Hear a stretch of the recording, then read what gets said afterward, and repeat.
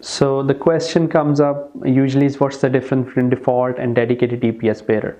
So if you're familiar with the way UE gets attached to an LT network, then the default bearer which is established, which carries the IP connectivity, that's your default bearer, and any other additional bearer which will be set up in addition to that default bearer will be termed as dedicated bearer. Now, having said that, that is the case if you're having purely a data session. And you can see in the screen as well, the default bearer is set up, and then you can see dedicated bearer set up in addition to default bearer. However, when it comes to voice and data, let's say you are having a voice over LT call in addition to having a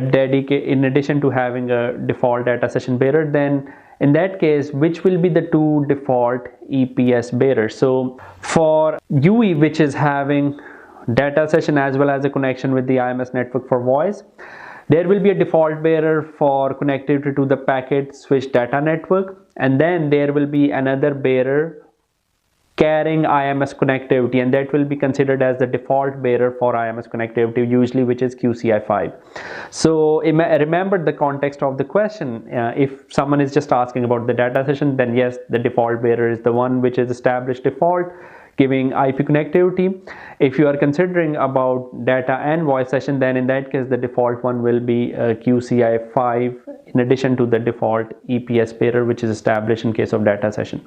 Having said that, the dedicated bearer in case of voice over LT will be the one which is carrying voice traffic QCI1 bearer, that is only established whenever voice session need, whenever it arises. So in short, the bearers which give you the IP connectivity to the network, those are default bearers. Any other bearers added in addition to those IP connectivity bearers are termed as dedicated EPS bearers.